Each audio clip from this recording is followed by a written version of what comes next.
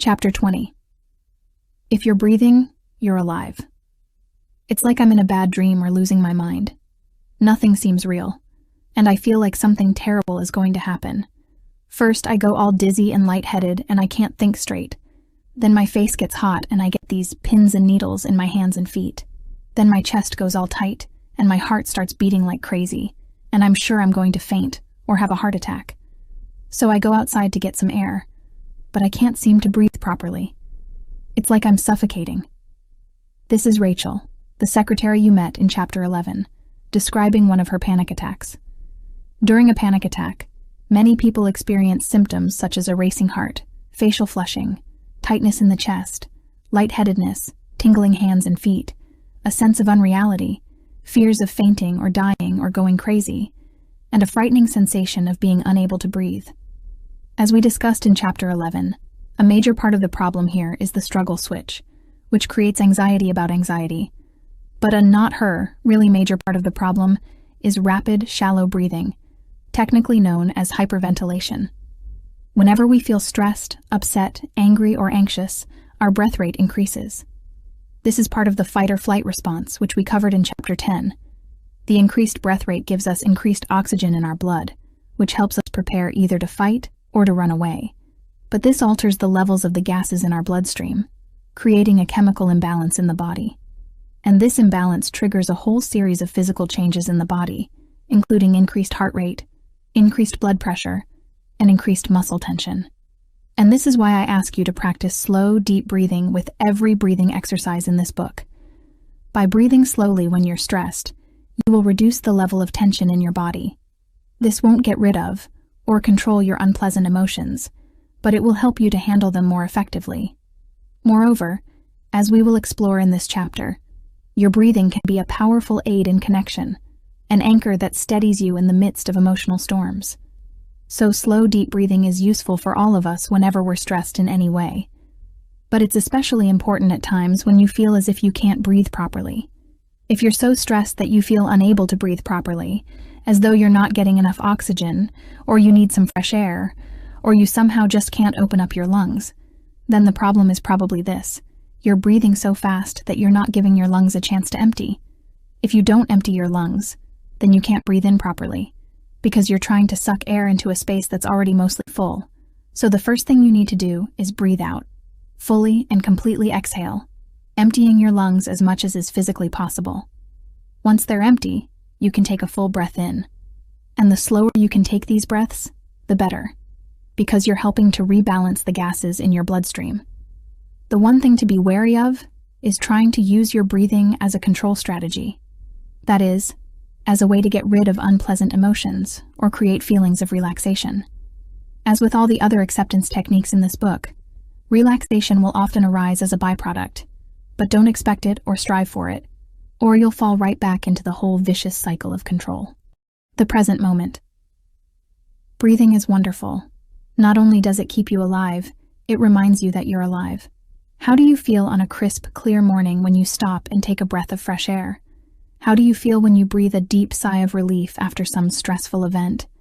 Your breathing never stops until the day you die, and that makes it a perfect aid to help you stay connected.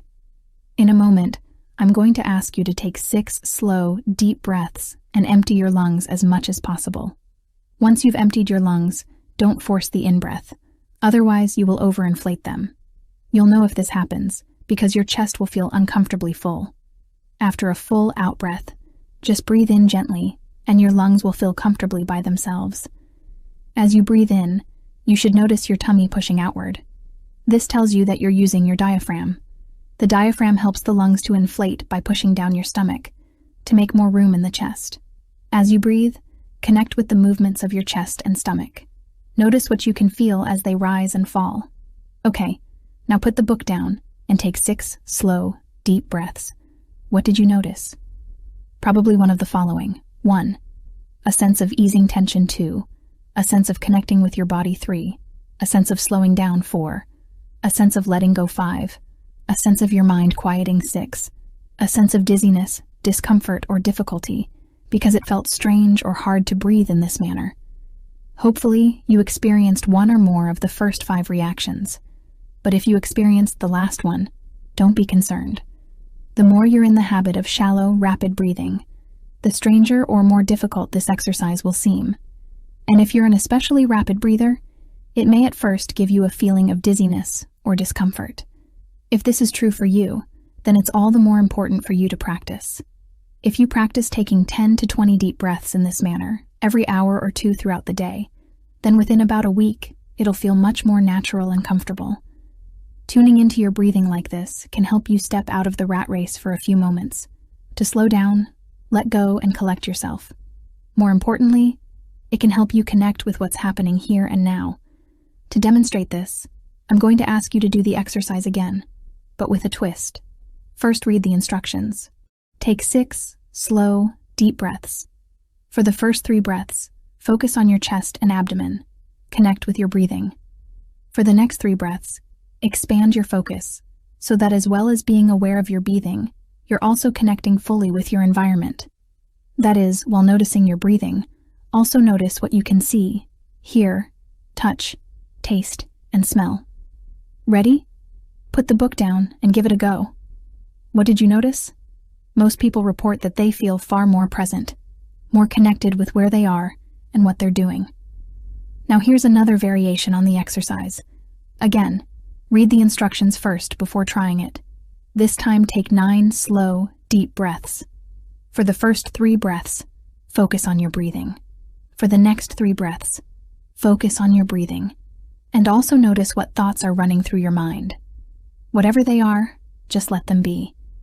For the final 3 breaths, focus on your breathing, and also scan your body, and notice what you can feel. Whatever you feel, just make room for it.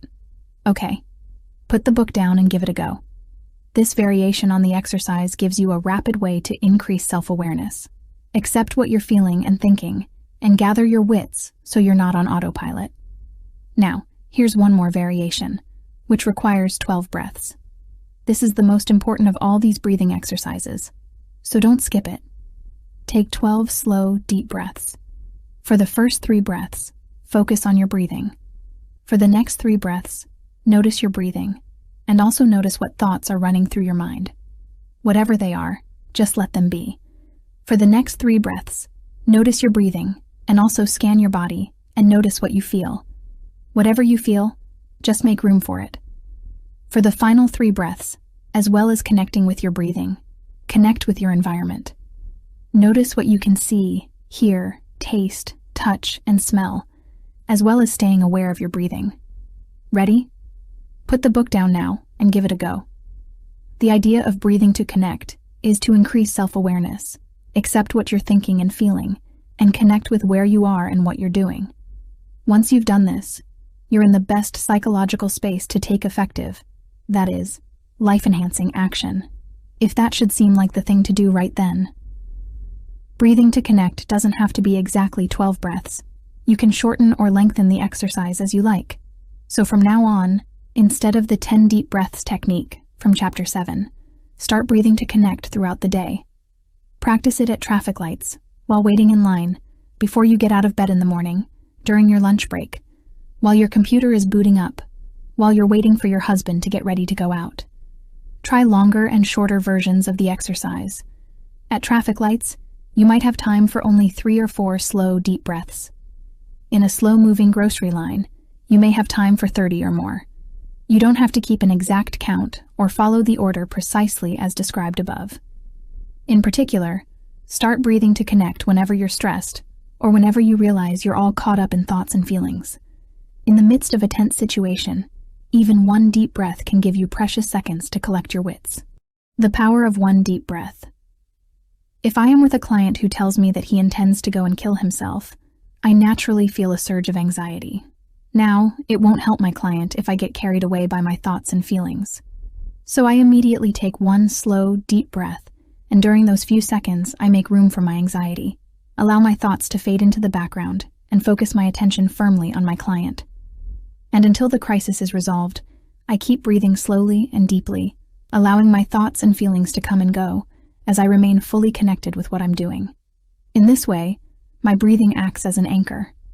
It doesn't get rid of my anxiety, but it stops me from getting carried away. It's like a constant, soothing presence in the background, while my attention is focused on taking effective action. Remember Donna, whose husband and child died in a car crash? For many months afterward, feelings of sadness would suddenly surge within her, out of the blue.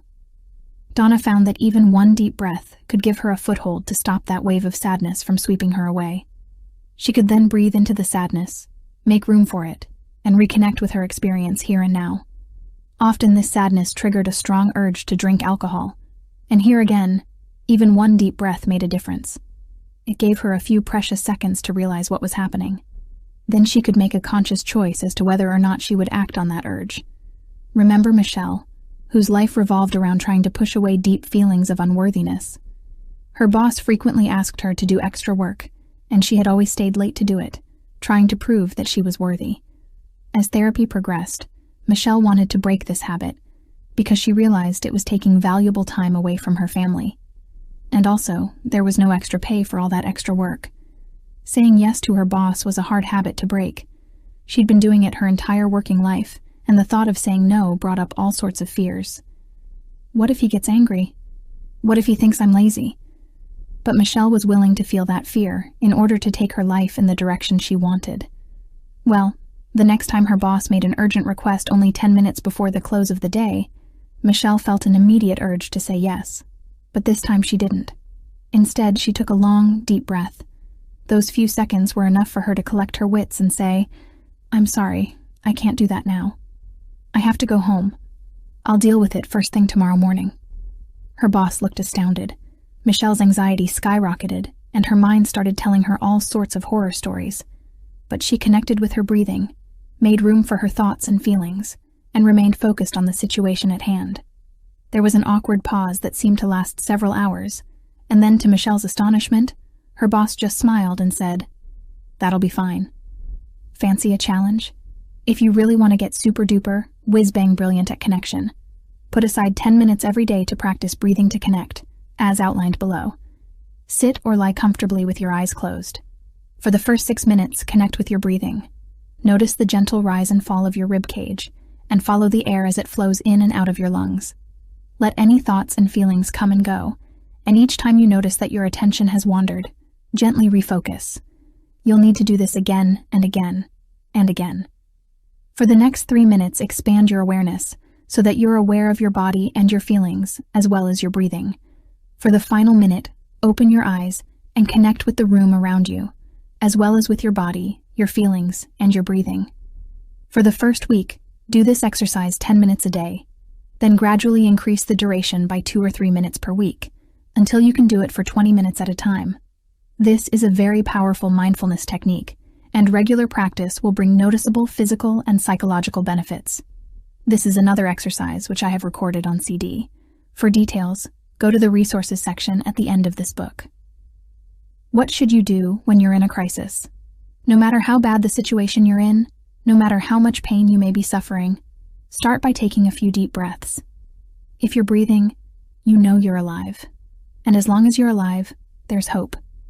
Taking a few breaths in the midst of a crisis gives you valuable time to get present, to notice what's happening and how you're responding, and to think about what effective action you can take. Sometimes there is no immediate action to take. In this case, being present and accepting what you are feeling is the most effective action. Control your breathing, not your feelings. If you use breathing to connect at every opportunity, it will start to become second nature. That's important, because otherwise you'll forget to do it at the times you need it most. Especially aim to practice it whenever you get caught up in your thoughts and feelings. And as with all the other acceptance techniques, don't try to use this as a control strategy in order to try to feel good.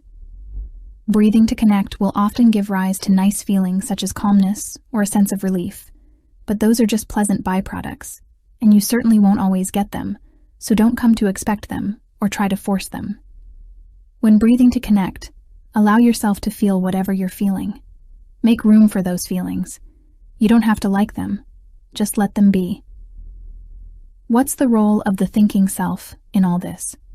So far, in learning about connection, we've focused on the observing self, on paying attention with openness, receptiveness, and interest. And we've tended to view the thinking self as a hindrance, as something that disrupts our connection by distracting us with stories. But the thinking self can also be of tremendous help to us, if we use it wisely. And that's what the next chapter is all about. Chapter 21. Tell it like it is. Do any of the following thoughts sound familiar? You're not doing it right. You're screwing it up. It's useless. You may as well just give up now. This is so boring. This is a complete waste of time. You blithering idiot. Why aren't you practicing what you read in that book? You dumb so-and-so. You completely forgot to try out those new techniques. As you work through this book, your thinking self will undoubtedly give you plenty of tongue lashings like these. But remember, it's not deliberately trying to upset you. It's just doing the job that it evolved to do. The observing self, as you know, doesn't make judgments. It's like a camera filming a wildlife documentary. When the lion kills the antelope, the camera doesn't judge it as good or bad. It simply records what happens. The thinking self, on the other hand, loves to judge. That's what it does all day long, day in and day out. Go back 100,000 years and this makes good sense. Our ancestors needed to make judgments to stay alive. Is that dark shape a boulder or a bear? Is this fruit safe to eat or poisonous? Is that person in the distance friend or foe? If our ancestors made the wrong judgment, they could end up paying with their lives. So over the course of 100,000 years, our mind became very good at judging. And, as a result, today, it never stops. This shouldn't be happening. She can't do that. This is bad. That sucks. It's just not fair. Obviously, the ability to judge is vital to our well-being. But as we have already seen, many of the mind's judgments are extremely unhelpful. All too often, they set us up for a struggle, with ourselves, our feelings, or reality itself. As with any unhelpful thought, the aim in Act T is to let such judgments come and go. Rather than buying into them, we can simply acknowledge, it's a judgment. In using the thinking self to assist in connection, we need to consciously put aside judgmental ways of talking, and instead use factual descriptions. Factual descriptions. What do I mean by factual descriptions? Well, here's an example. Julia Roberts is a film actress. Compare this with a few judgmental descriptions. Julia Roberts is beautiful. Julia Roberts is a wonderfully talented actress. Julia Roberts gets paid too much for what she does. In the very first statement, all you have are non-judgmental facts. She acts in films and she's female. In the following 3 statements, you have only judgments. She's beautiful, she's talented, and she gets paid too much. None of these are facts, they're only opinions. When we make negative judgments about our experience, we can easily get into a struggle.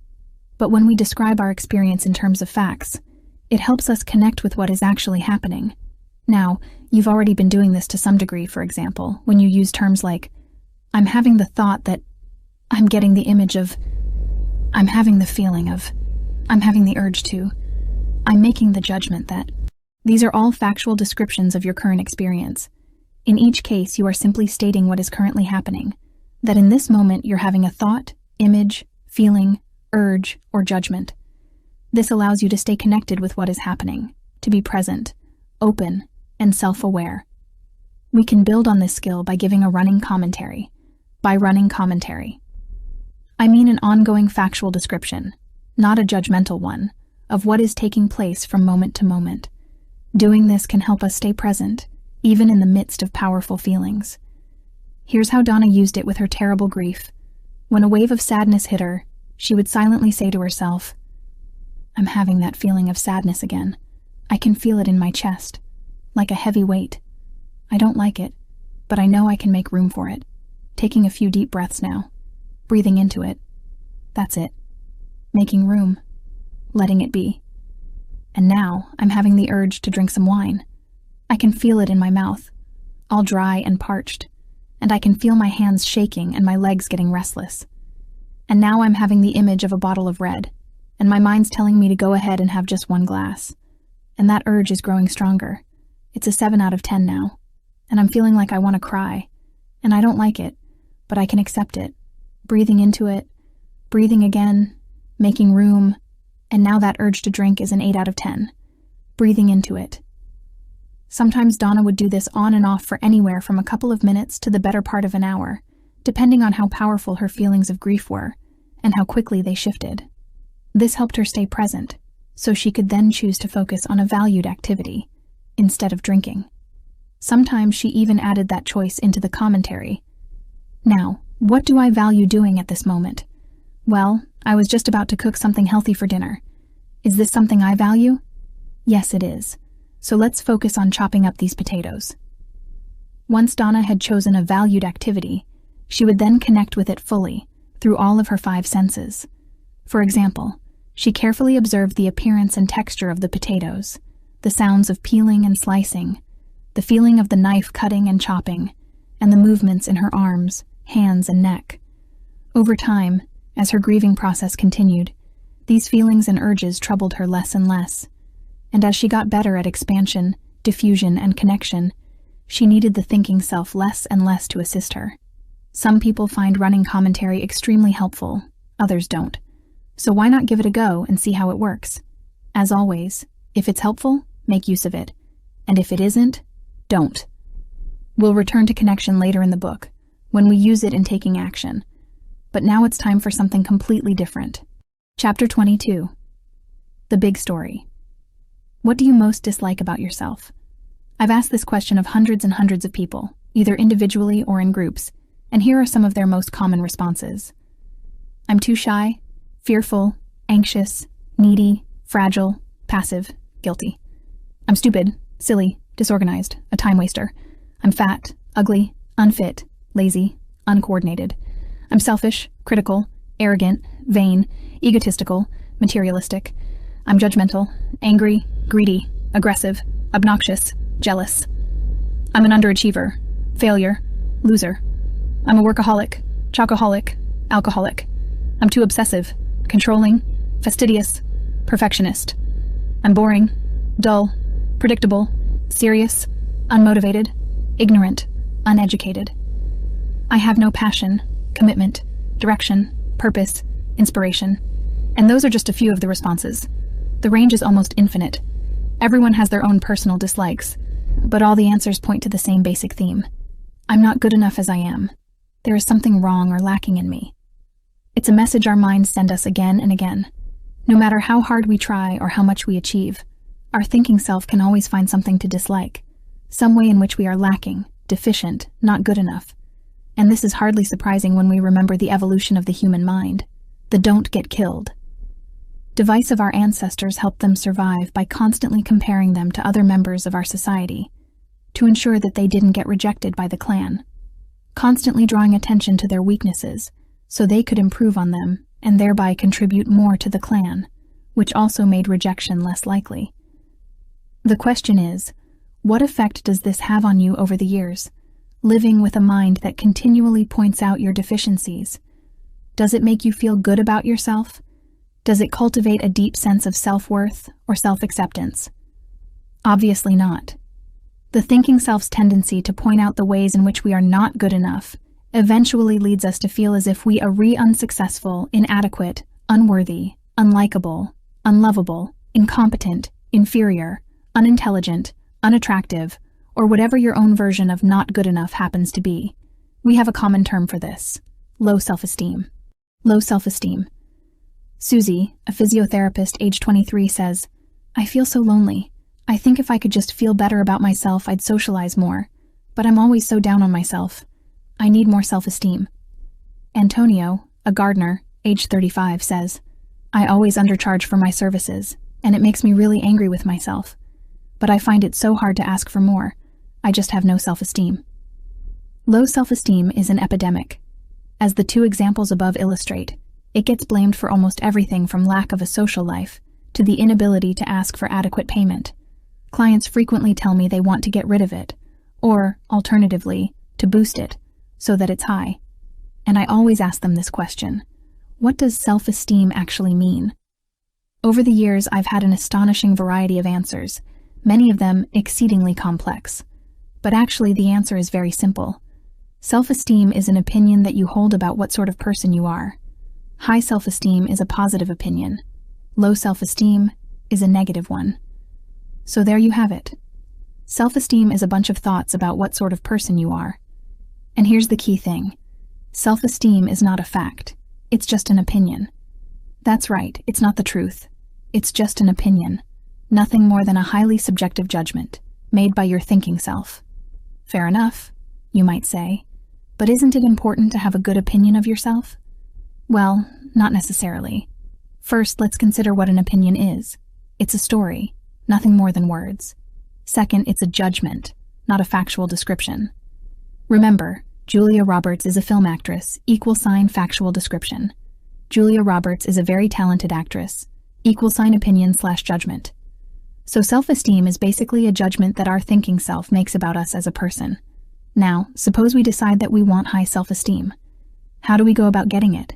What we tend to do is a whole lot of reasoning, justifying and negotiating until, maybe, we eventually convince our thinking self to declare that we're a good person. For example, we may put forward the argument, I'm doing well at my job, I'm exercising regularly, I'm eating healthily, I spend lots of quality time with my family, my friends like me, I help people out when they're in trouble, so basically that means I'm a good person. And if we can really believe that last bit, about being a good person, then we have high self-esteem. The problem is, with this approach, you constantly have to prove that you're a good person. You constantly have to justify this good opinion.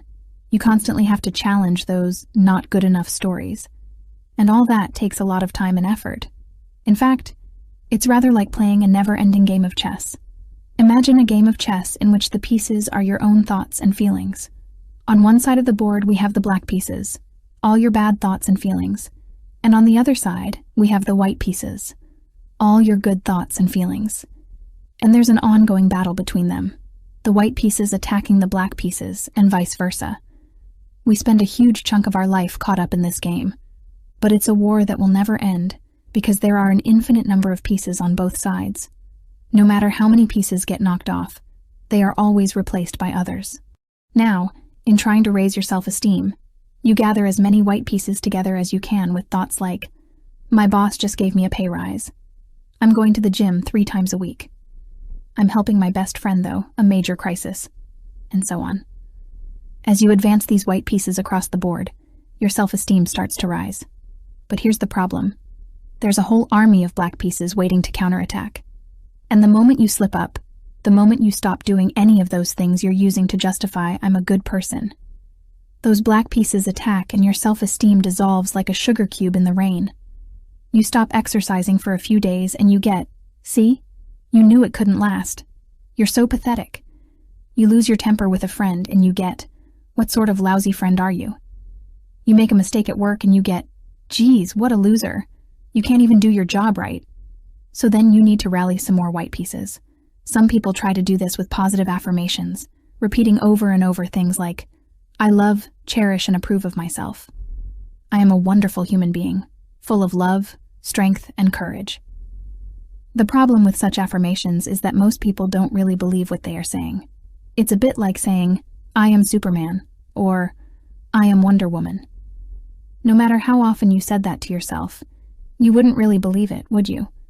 Another problem is that any positive affirmation you use, regardless of whether it's true, naturally tends to attract a negative response.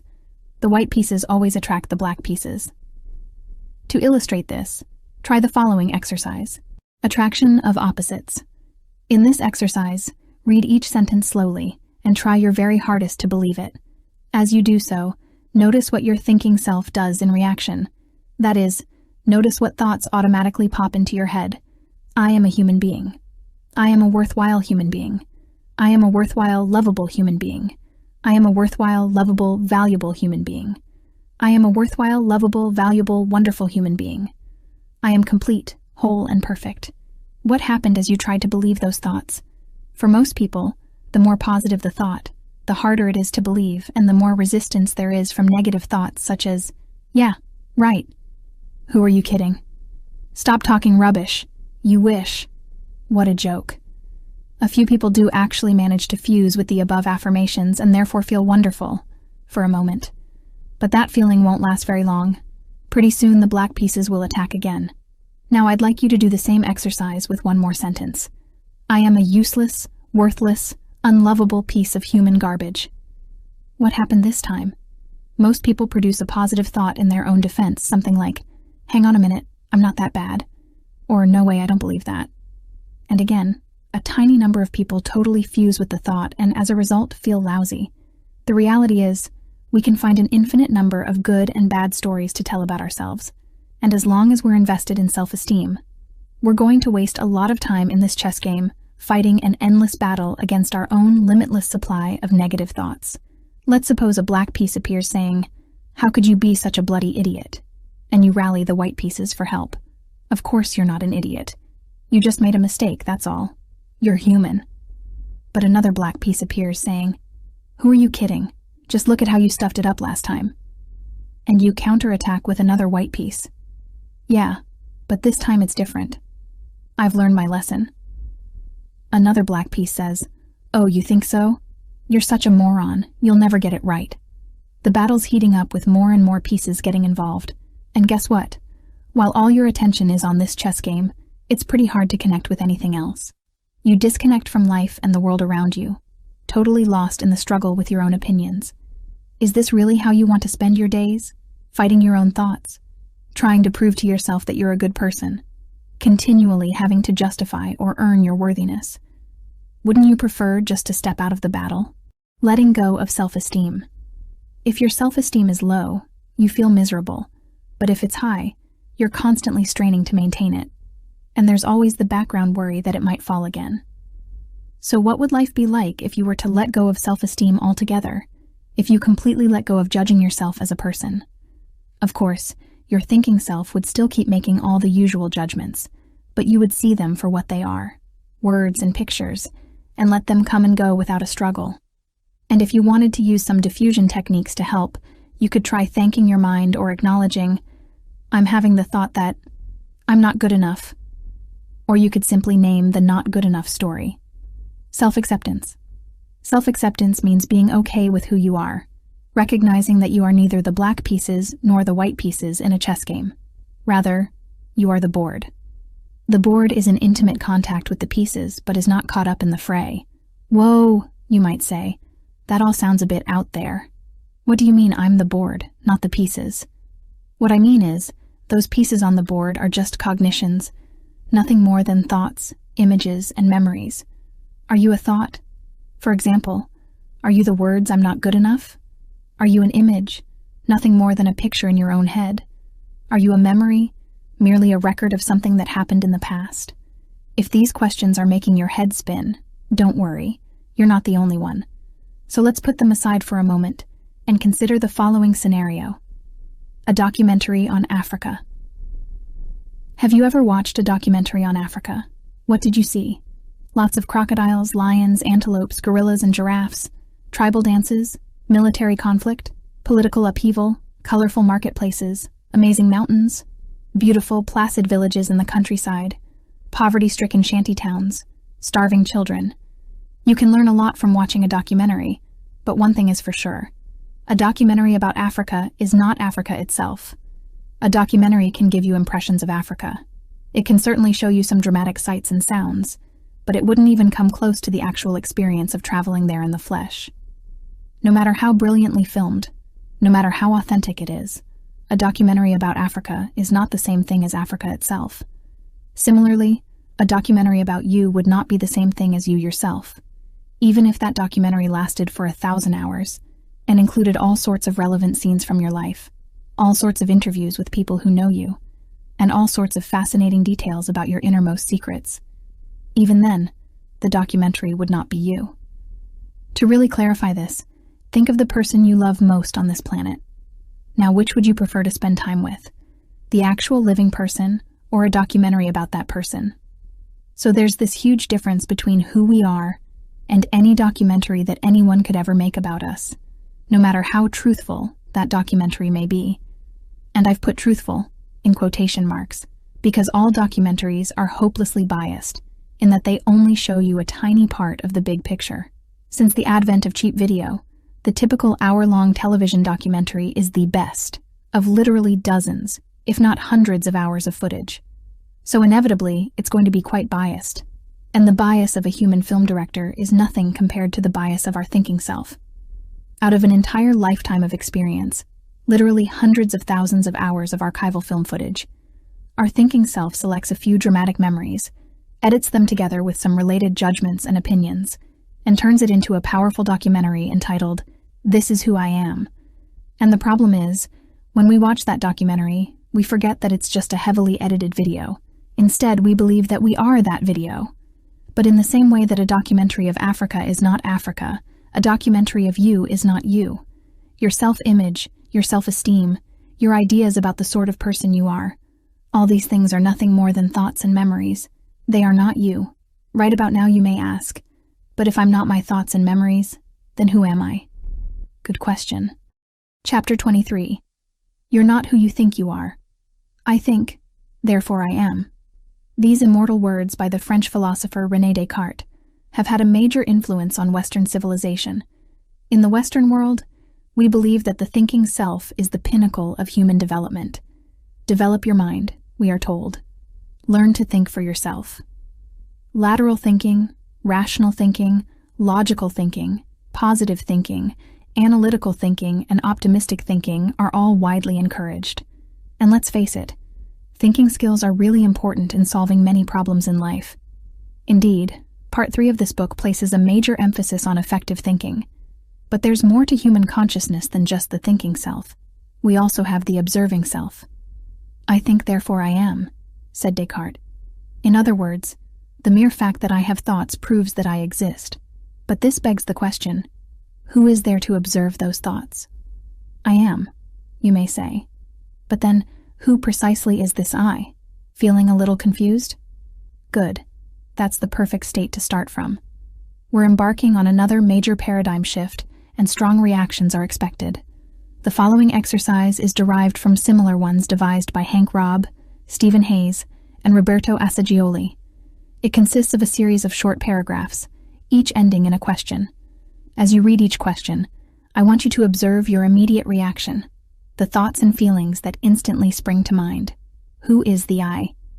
As you read, observe what you are doing. Notice that you are involved in the act of reading. Be aware of your eyes moving across the page. Observe your eyes moving from word to word in this sentence. Now ask yourself, who is doing the observing? What was your reaction to that last question? It was probably a thought like, me, or I am. Alternatively, rather than a coherent thought, you may have observed a feeling of confusion or irritation or a sense of going blank. Whatever it was that you observed, whether a thought, feeling, confusion, or blankness, ask yourself, who was doing the observing? Now, whatever reaction you are having at this time, just observe it. If it's the same thought, me or I am, just observe that thought. If it's a feeling of irritation or confusion, just observe that feeling. If it's a thought like, where is he going with this? Or, I don't understand, just observe it. And as you observe, ask yourself, who is doing the observing? Now, observe the position that you're sitting in right now. Observe what sensations you can feel in your legs and in your feet. Wiggle your toes and observe what it feels like. Now ask yourself, who is doing the observing? Your answer to each of the above questions was probably either me or I am. So now let me ask you, that me or I who's doing all this observing, is it a thought or image or sensation? Or is it a place from which you observe thoughts, images, and sensations? Qualities of the observing self. Hopefully, you answered just there to the last question. The observing self can't be judged as good or bad, right or wrong, because all it does is observe. If you do the wrong thing or a bad thing, the observing self is not in any way responsible. It merely notices what you've done and helps make you aware of it, thereby enabling you to learn from it. Moreover, the observing self will never judge you, because judgments are thoughts and the observing self cannot think. The observing self sees things as they are, without judging, criticizing, or doing any of the other thinking processes that set us up for a struggle with reality. Therefore, it gives acceptance in its truest, purest form. The observing self can't be improved on in any way. It is always there, working perfectly and seamlessly. All you need do is connect with it. The observing self can't be harmed either. If your body is physically damaged through illness, aging, or injury, the observing self notices that damage. And if pain arises, the observing self notices that pain.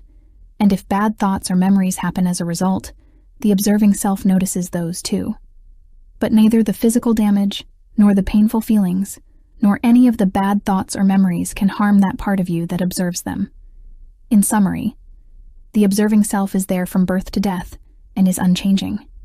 It observes everything you do, but never judges you. It cannot be hurt or damaged in any way. It is always there, even if we forget about it or know nothing of it. It is the source of true acceptance. It is not a thing. It is not made of physical matter. It cannot be improved on in any way. Therefore, it is perfect. When you take a look at that summary, you can see why people draw parallels between ACT and religion. But ACT places no religious or spiritual beliefs or expectations on this observing self. You are free to conceptualize it as you wish and call it what you will. Personally, I think of the observing self as being like the sky, while thoughts, sensations, and images are like the weather. The weather constantly changes throughout the day. And whatever it is, the sky always has room for it. No matter how bad the weather, no matter how violent the thunderstorm, no matter how severe the sun, the sky cannot be damaged in any way. Even hurricanes and tsunamis, which may wreak death and destruction on the land, are unable to hurt the sky. And of course, as time passes, the weather will change again and again, while the sky remains as pure and clear as ever. This metaphor, comparing human consciousness to the expansiveness of the sky, is actually thousands of years old and can be found in many ancient spiritual religious traditions. The observing self. In everyday life, in normal, everyday life, all we get are glimpses of the observing self because most of the time it's obscured by a constant flow of thoughts.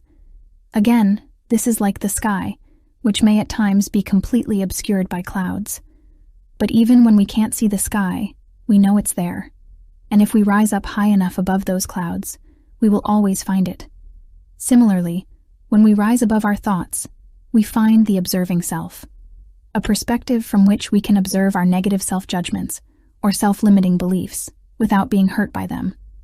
From the perspective of the observing self, you can look at that a documentary about who you are and see it for what it is, a collection of words and pictures compiled by the thinking self. The thinking self tells you that the documentary is you, but all you need to do is step back and observe it and notice who is doing the observing. And in that moment, there is the real you. Tuning into your observing self is very simple to do.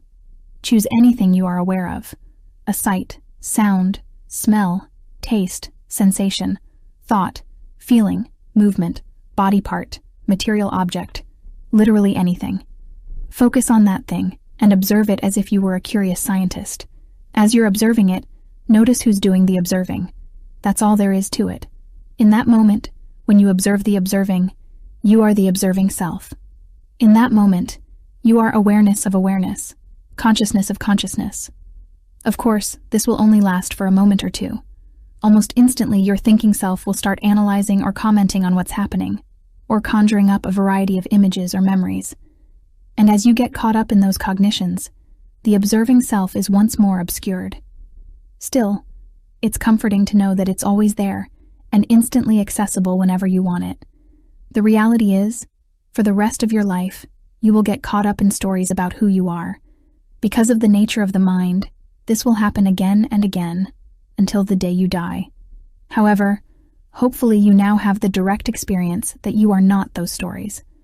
So the moment you realize what is happening, that you're fusing with stories or believing that you are the documentary, you can instantly step back and observe. Then, all you need to do is notice that you're observing, and in that moment, there is the real you.